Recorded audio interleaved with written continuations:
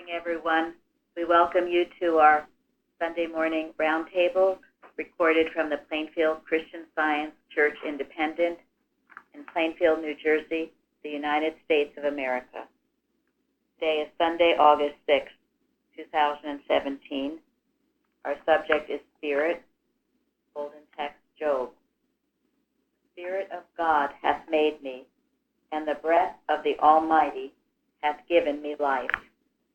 We'll begin this morning with Jeremy reading our morning prayer.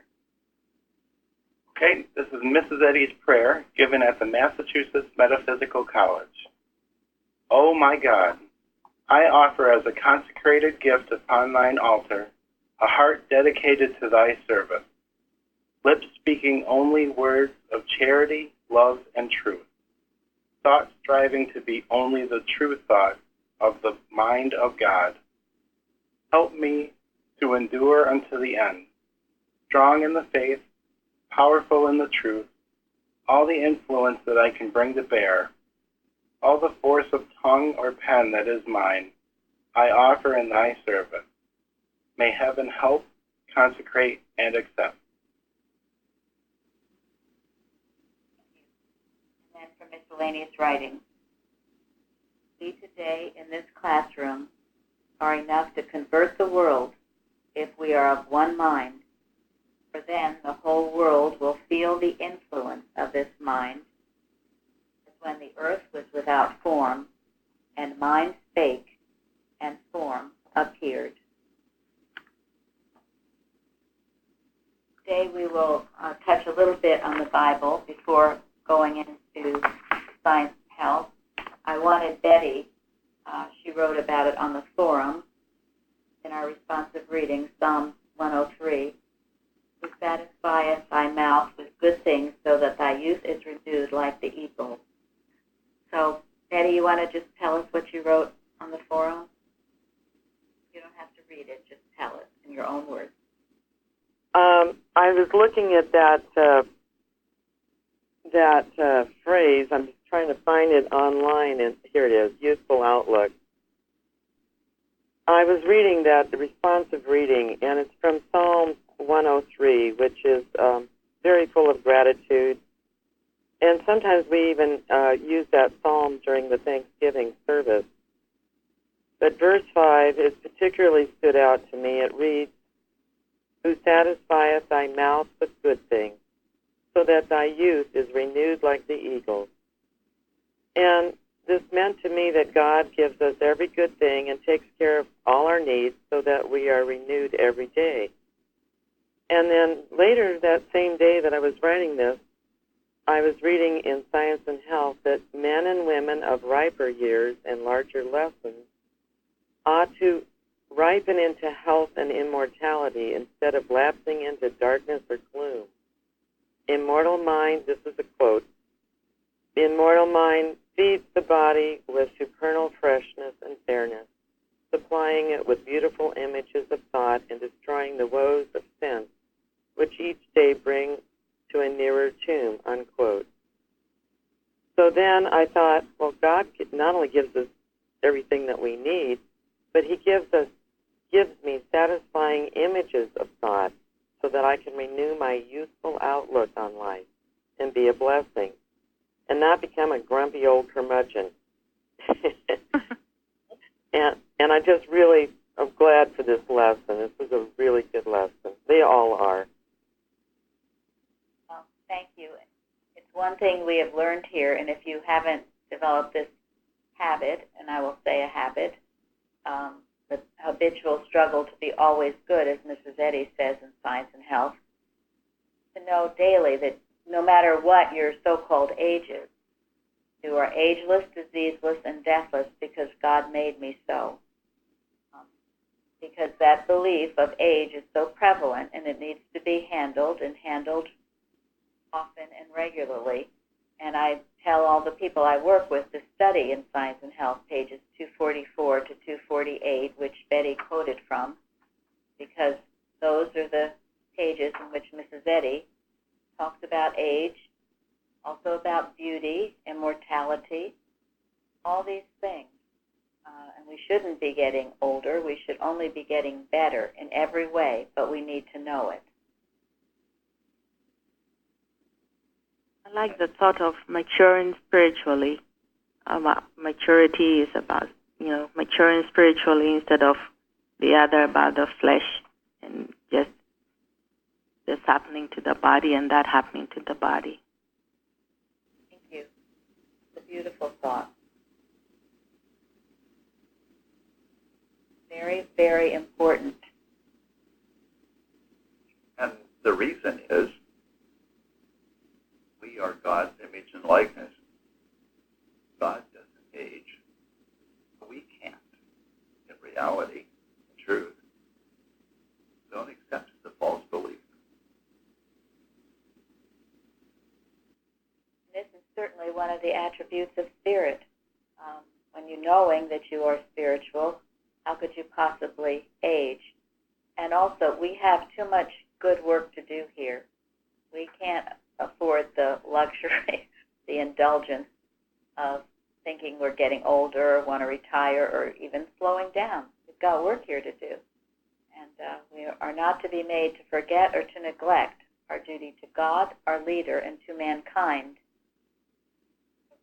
Alertness to Duty by Mary Baker Eddy. And the belief of age is an aggressive mental suggestion, which is what we are to be handling every day. You have to understand, once you've named the name of Christ and once you've determined to be of service to God, Sarah would like to stop you. And what it tries and what it will send is aggressive mental suggestion. And it can come in many forms. As we heard last week, it can come in the form of political, feeling disturbed politically, or it can come feeling you're getting older or you're sick, or your family is giving you a hard time. However it comes to you, you have to rise up and overcome it and not let it prevent your service to the Father. And when you do that, you will find the problem will diminish until it finally disappears. Again, Mrs. Eddy, Science and Health.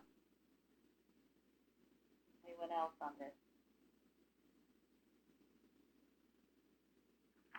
All right, well, there was quite a bit written about Romans 8, which is, there no condemnation to them which are in Christ, who walk not after the flesh, but after the Spirit. So, Suzanne, do you have your computer at hand, or maybe Linda can find what you wrote, what the Amplified Version says about this? And you had it on the forum this week. And also, Jeremy, we will come to you, too, as well. Let me know when you have it, Suzanne. I'll continue with a few other points.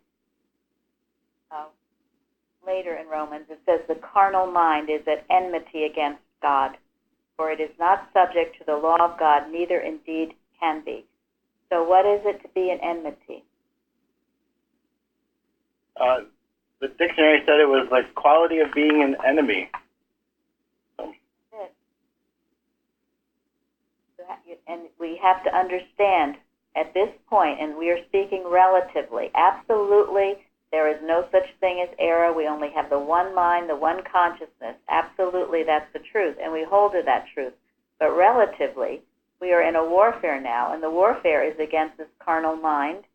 And so what are some of the things? What is, I believe it's Galatians, what does it say the carnal mind is? There's a whole list of horrible things. It's also in Science and Health. Pardon me? Hatred. Hatred. Galatians 5:19, I think it is. Ahead. Talks about all the. I don't have it in front of me, but I love that whole part, even when it goes into the fruits of the Spirit. So. Yes. You should all be familiar with it. If you don't know what you're at war against, then you're asleep. Is it witchcraft? Witchcraft. Viciousness. Death. Got it. Adultery, fornication, uncleanness, lasciviousness, Idolatry, witchcraft, hatred, variance, emulation, wrath, strife, sedition, heresies. Someone else can get 20. Well, and 21 finishes off with envyings, murders, drunkenness, revelings, and such like. Thank you. Now, always remember this. This is what the warfare is, because we mustn't personalize it. When you're handling it, it seems to wear faces, and you can call it. Perhaps it looks like ISIS. Perhaps it looks like the Ku Klux Klan. Perhaps it looks like your mother-in-law, your next-door neighbor. Various things you will see it as. And if you see it as this person, you have personalized it, and it makes it much harder to deal with it. If you see it as impersonal animal magnetism handling whatever face it's wearing, then that's where the warfare is. That's where you wipe it out. And how do you wipe it out?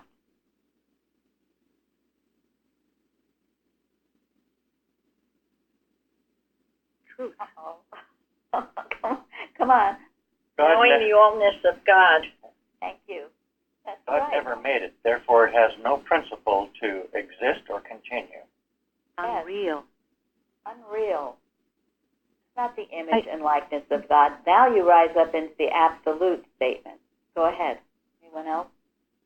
I felt listening to Oneness by Bicknell Young helped handle that idea very effectively. Oneness is an amazing article. I cannot recommend it to you enough. Reading it and also listening to the audio. You just take it in. I listen to it often. That and also Mrs. Eddy's article on body. Another way Mrs. Eddy says is to extract error from mortal mind by pouring in truth through flood tides of love. I think love is the answer to all. Absolutely. Thank you. Well, love is a requirement in order to get the truth. If you don't have love in your heart, you can't get the truth. You can't pour it forth. This is imbibing the truth. And you don't, and you handle it, and you know, beyond a doubt, it's nothingness. That is the truth. So you start perhaps in the relative, but then you end up in the absolute. And Mrs. Eddy does say eventually, and as you grow more and more in this science, you can stay in that absolute and knowing the utter nothingness of these claims. But to get back to what Janet and Gary were saying, in the lesson, citation 6, it says the letter without the spirit, and it's talking about the early prophets, would have made void their practice. So what does that mean? Had the spirit. So even though they didn't have so much of the letter, they did have the spirit, and that was enough. Was that enough for what they needed? Yeah. So you can know, you can memorize, you can have all of science health memorized, all of the New Testament memorized, but if you have no love in your heart, you won't be able to practice Christian Science. The spirit is requisite, the spirit of it. And many people have trouble because they'll say, I know this and I know that and I've memorized this and I've memorized that, but they are still hating their brother. Can't come to the throne of grace while you're hating your brother or indulging in any of the carnal mind. And also, I think you can't just be saying the words and not loving, like Mrs. Eddy asked us how much we love life, truth, and love. Are we really grateful for these spiritual facts? Is it in our hearts? Do we yearn for it? Do we know that we are in line with it, from the heart? That's true. That's true. And are we grateful for the fact that that is the truth about everyone else also? Here's a good test that I have found. If I personalize any of these carnal mind qualities to somebody person as being an evil person in any way, that's an indication that evil is in my own consciousness, that it is handling me. If we don't see things, if we see things humanly, we don't see things the way they are, we see things the way we are. We impose our own limitations on others when we see things humanly. That's why we have to get out of the human and into Christ so far. The human qualities no longer move us. Thank you so much for that. It's so very helpful.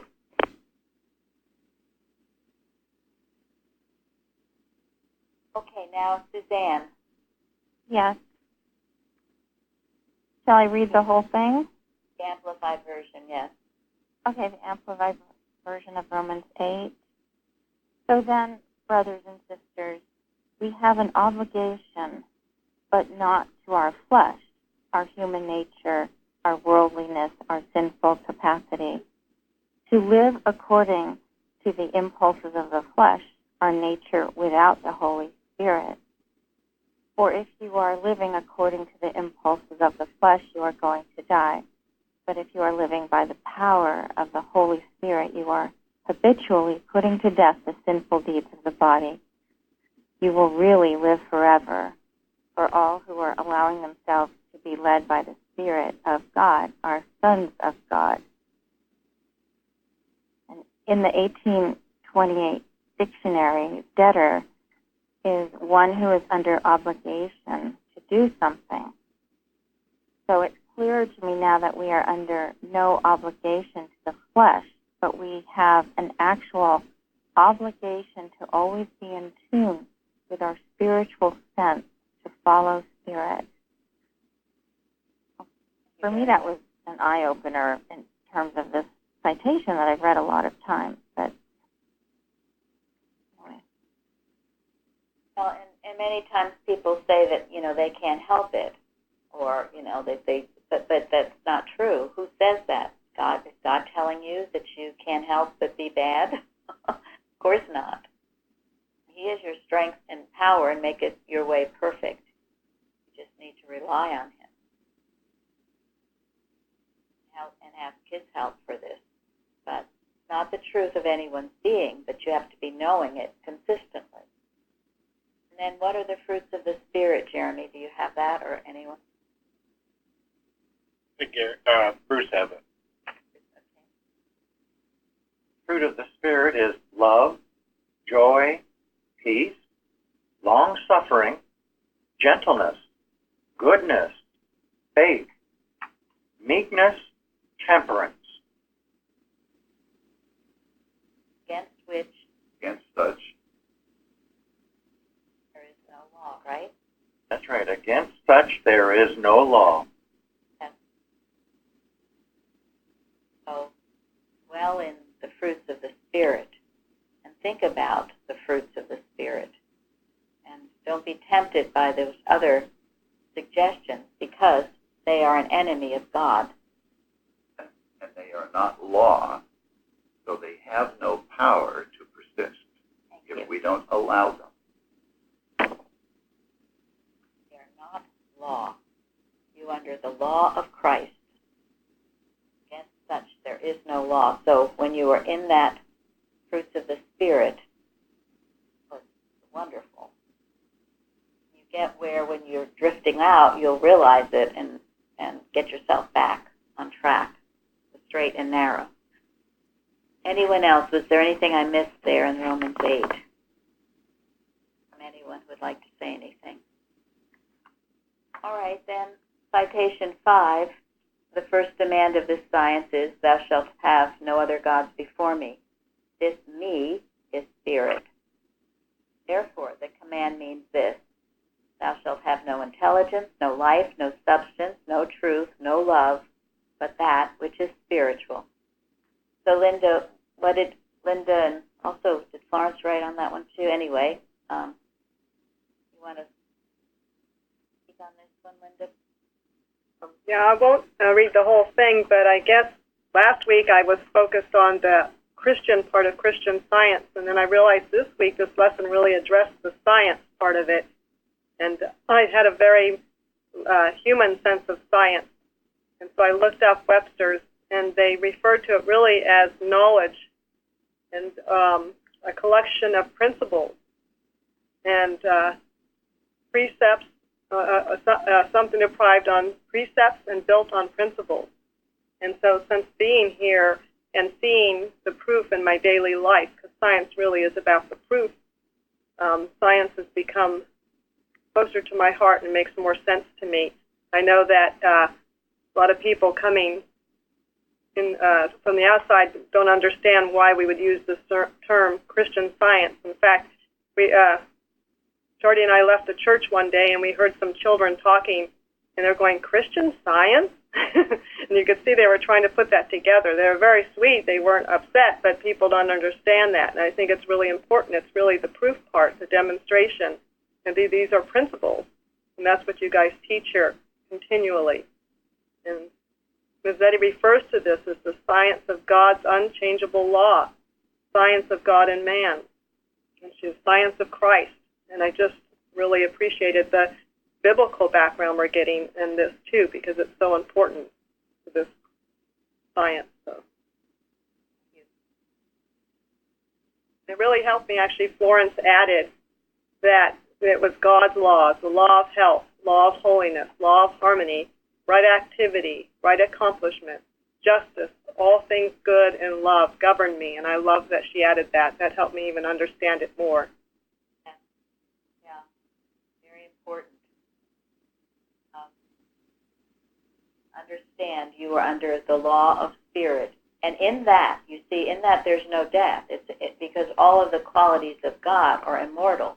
While if you indulge in these other beliefs that we listed in Galatians, there is death, because that's all that error can do is what? What is all that error can do?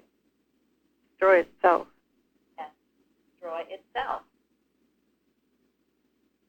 So that's why you don't want to go there. And it's only a bad dream. You're just in a bad dream. You're in the Adam dream. But let's wake up from it and experience the fruits of spirit. Now, what does it mean not to have any other intelligence, that which is spiritual?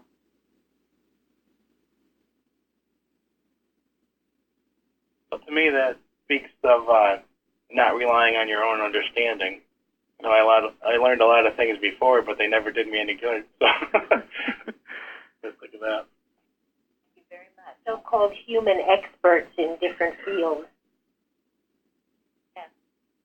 Rely on that. Having other opinions, people, I have come across my hands a few articles done in the medical field, and it always amazes me how they change.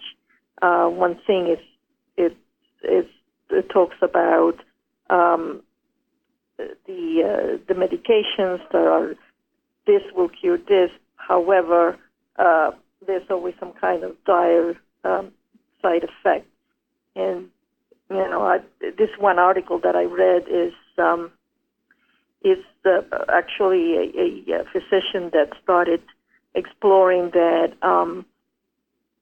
it's really, no matter what they think that they are intelligently doing for their patients, they still don't know anything. They still are lost in many times about what is the correct treatment or whatever. And it was very interesting. It was very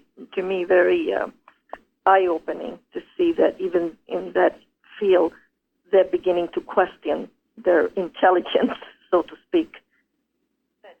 Yeah, And they've always questioned it. Mrs. Eddy quotes doctors in Science and Health from the 1800s. And isn't it because they're basing their theories on the observation of material observation as opposed to their spiritual sense?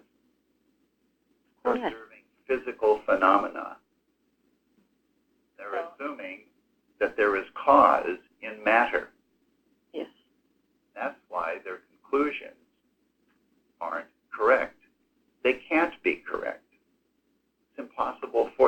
would be correct. Because Mrs. matter is because matter is temporal, and there's a lot of uncertainty. The only certainty, the only thing that will not change is God's laws. His spirit does not change. That's several citations in Science and Health. Mrs. Eddy talks about temporal and material, together. So we know there's no certainty there. The only certainty is what God is giving us through Mrs. Eddy. Thank you. And yet the only sense that we'll be able to discern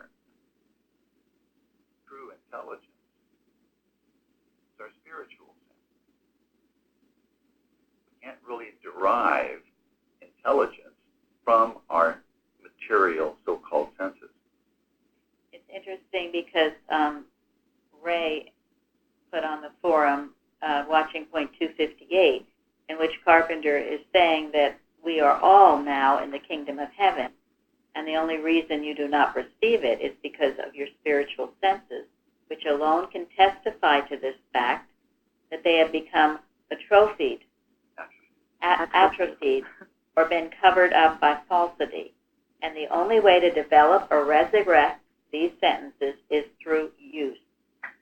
So this is what we've talked about. You have to practice your spiritual sense using it, and that is your divine intelligence, and that will show you that right here and right now we are actually in the kingdom of heaven, because that's all there is. And all of this mist of the Adam dream will clear away. That's why too much human education is an obstacle, is a detriment to knowing who you really are, what your divine purpose is. And anything that fools us to believe that there is a power apart from God is also a no-no, because if we know and really continually get convinced that the only power present all the time that will help is God, then it makes these other things that they put out there, we see that no, they can't be. They're nowhere, not equal to God, not even existent in truth. I mean, if we want to go to the absolute. All right, what about thou shalt have no other gods before me? Thou shalt have no other life but that which is spiritual. What does that mean?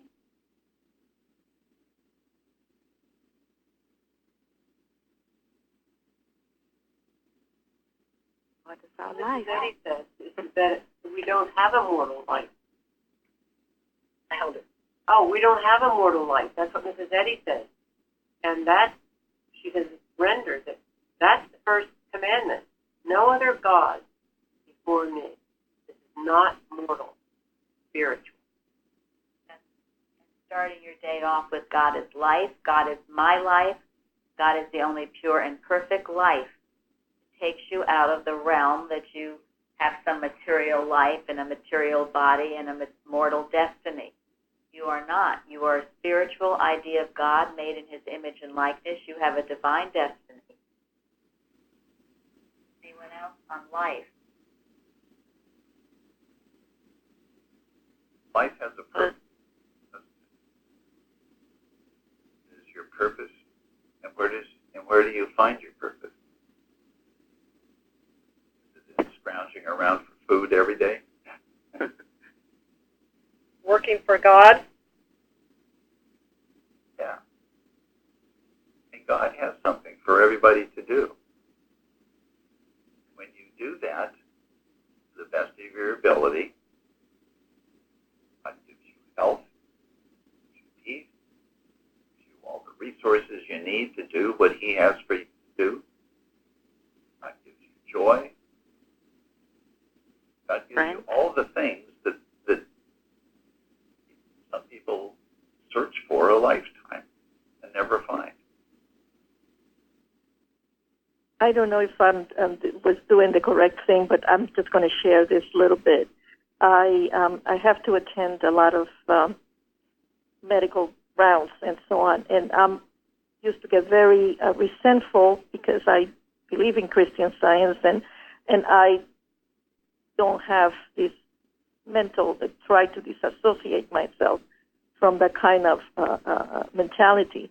And so it really was hurting me. And I've been working with a practitioner about this, and just in the past few weeks, I have been able to attend those meetings and kind of see the truth of, that God is the only power, God is the only person.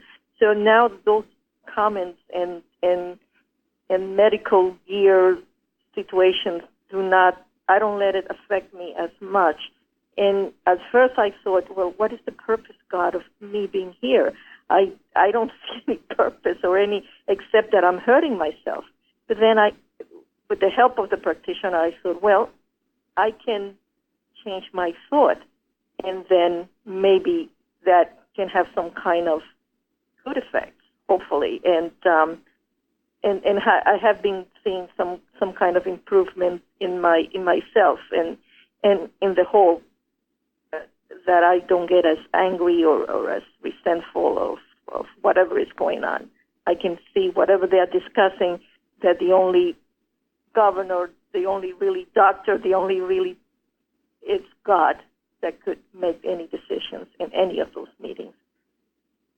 Thank you very much. That's absolutely right. Whatever's your duty to do, you can do without harm to yourself, and you go into any situation to bring the right thought, to bring healing. You will not only bless yourself, you are creating an atmosphere in the whole place that will uplift and heal the atmosphere.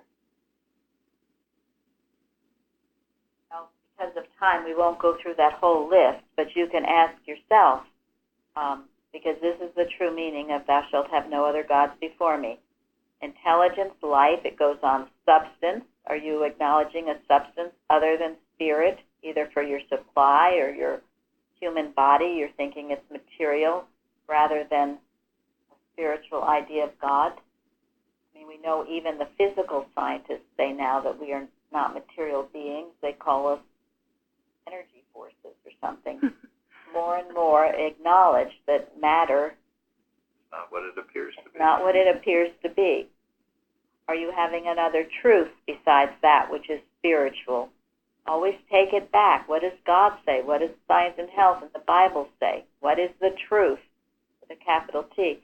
And then love.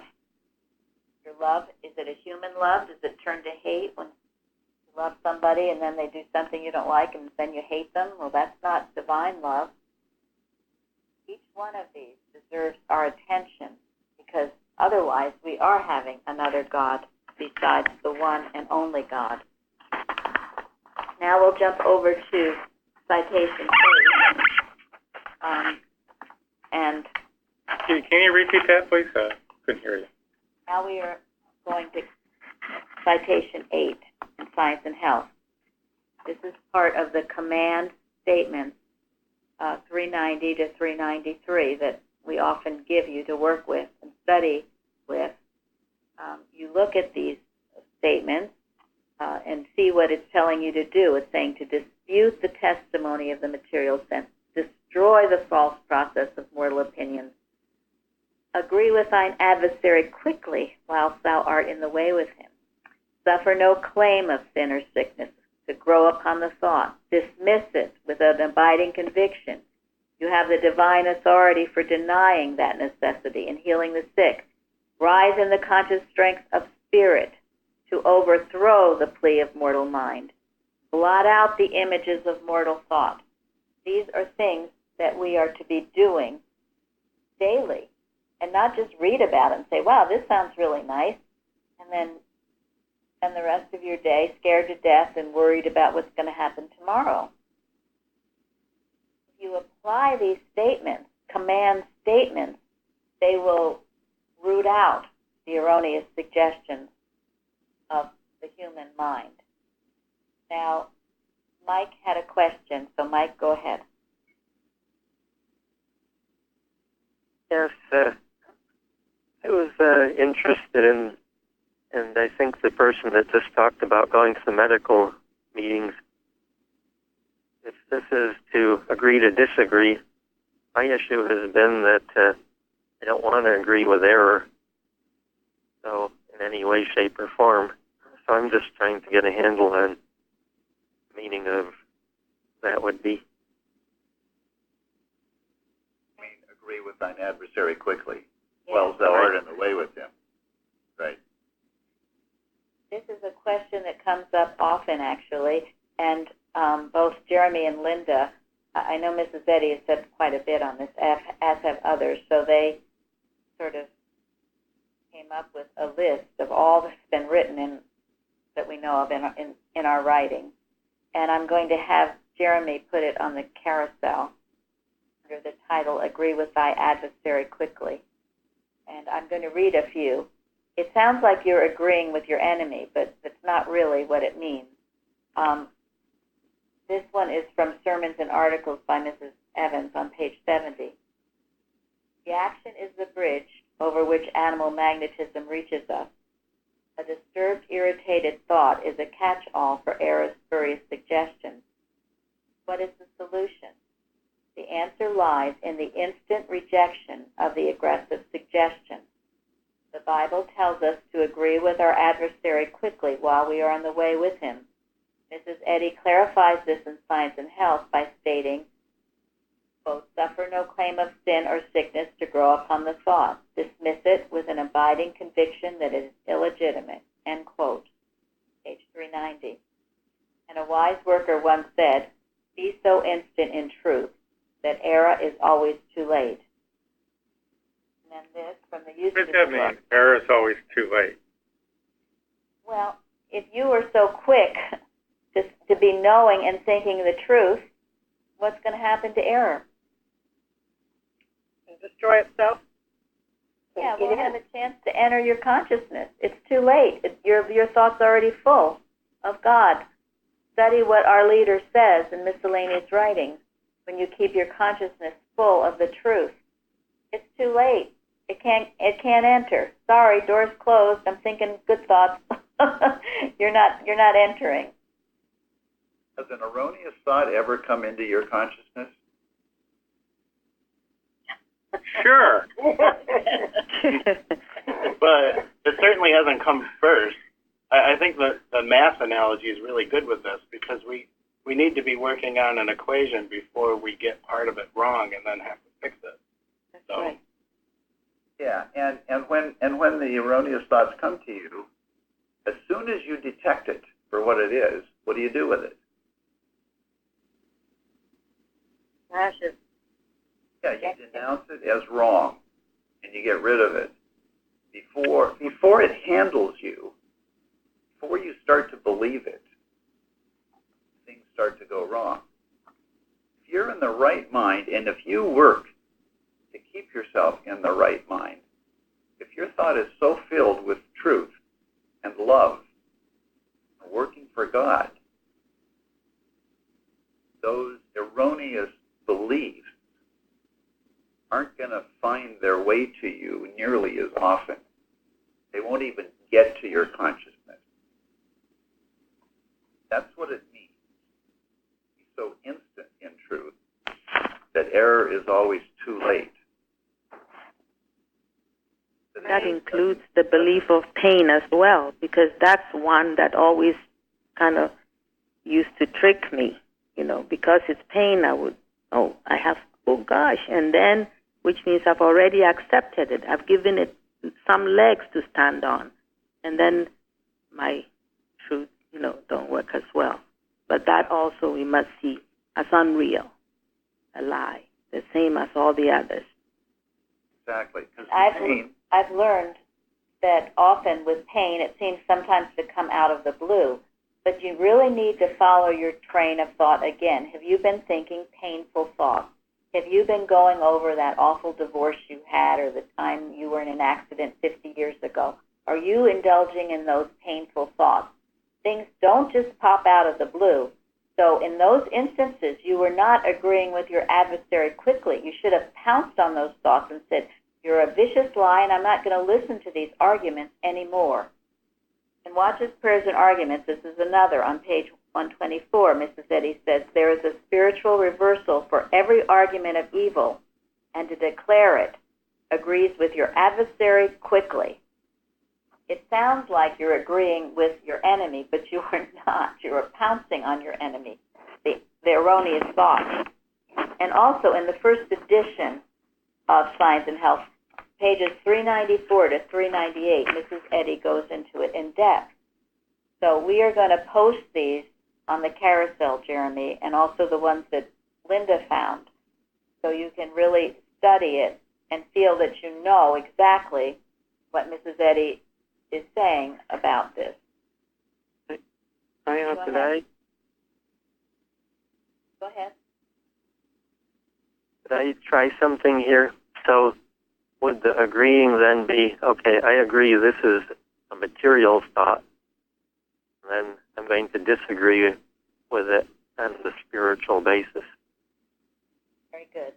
I agree with you that you're error. Yes. Thank you. Is Okay. Jeremy still there? What did Jeremy say? He said in his own experience. He might be gone now. Are you there, Jeremy? You know, it comes across to me that it's partly saying that you don't react. Well, that's right. That's what Mrs. Evans said in her article. Reaction's the bridge where Eric comes trotting over to you. That's why personal sense is so bad, because it gets you to believe that matter is real or error is real, and it's right there in that person or organization or whatever it is. Yeah. And when you see it in somebody else, that's a sign that it is in you. Yeah. That is the only place you can deal with it. Mm-hmm. I think And getting back to this adversary thing, what does Mrs. Eddy say about a false claim? She says, about error. She says, I acknowledge your claim. And I denounce your power. And the thing is, don't get so hung up on the word agree. Key is the key word here is quickly. Yes, dismiss it quickly. Pounce on it. Get rid of it. Don't let it grow. Let no error grow upon your thought. It's all on those pages, 390 to 393. That's why she discusses it so much. But even in her use of agree, I see in the 1828, part of that agree is to come to a compromise of differences. And it uses just this as the example, agree with thy adversary quickly. So it's to come into a compromise of differences. You're not accepting it, but you are acknowledging it, I would put it, I guess, like Gary said. I acknowledge your claim, and I denounce your power. And as a scientist, I denounce your reality. So I hope that that answers your question, and it has come up often in the past. So as I said, we will put all of these quotes up on our carousel, and we'll keep it in our archives so you can read all these wonderful things, scientific things that have been said about this, and it will help you. But as Gary just said, it's mainly your quickness. Don't let it grow upon the thought. Thank you very much. This is the first time it's made sense to me, so I really appreciate it. And remember, the Bible has been translated into English from other languages. And the English language is a very full and rich language. Some of the languages from which these were originally taken were not as full or rich. So the word that was used may not have had a very good translation other than the word agree. We need to use our spiritual sense to properly understand the original text. Thank you for the question, Mike. And today I think I'll have Gary, we're going to end at something that Jeremy put on the website in the forum. It's we've used it before on our watches. It's from Watches, Prayers, and Arguments, pages 210 to 211. It's by Mary Baker Eddy. much of this lesson was about relying on spirit instead of materia medica. And as we said, we do not condemn anyone who needs to do that. And we have practitioners here who will help you if you find that that is what the course you need to take. But again, it's always a Band-Aid. It's a temporary, Mrs. Eddy calls it a temporary means. Because the true healing is always in the transformation of your thought. Because the transformation of your thought will lead also to the transformation of your body, which is wholly well and perfect now.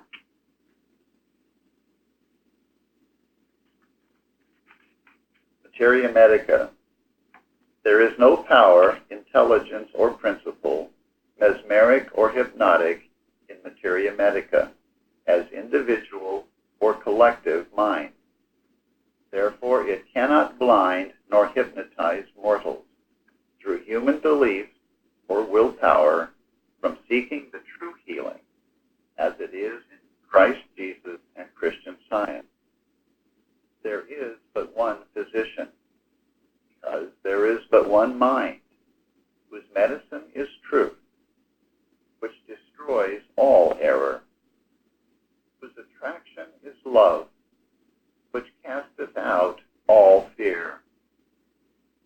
This is the one mind, which is also in Christ Jesus, and this mind alone can draw all men unto him, divine love.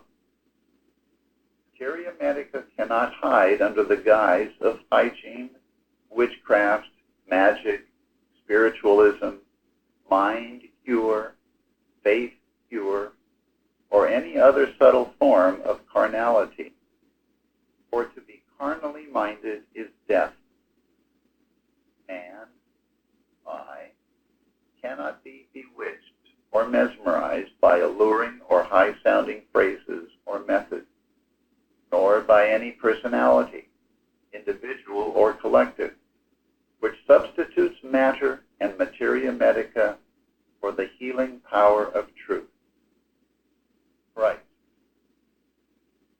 Nothingness and omnipotence of materia medica is demonstrated through divine science by its loyal students, who reflect divine intelligence, which destroys any claim of intelligence not in God, good, divine mind. Enmity's own hell of ignorance, superstition, hypocrisy, and hatred, justice consigns the lie, which would slay man in order to satisfy its own beliefs in materia medica and false theology. God made man immortal, and in his image, the image of his own eternity, and to this end gave him dominion over all the earth, over all the works of his hands. This is the truth of being, and nothing can change the truth into a lie. Nothing can wrest man out of the Father's hand, for it is he who hath made us, and not we ourselves, and hath given us life everlasting. Therefore, health, harmony, and immortality are the everlasting facts of being. It is so. Powerful statement by our leader, one to work with often. This is the leaven of truth that is working in science, theology, medicine. And as we work in this way and know this truth, the only power there is, and nothing can stay his hand. So, the bell is rung. We go forward to have a powerful service. We'll all be praying together in unity. And thank you all for being here today. Thank you. Thank you. Thank you. Thank you. Thank you.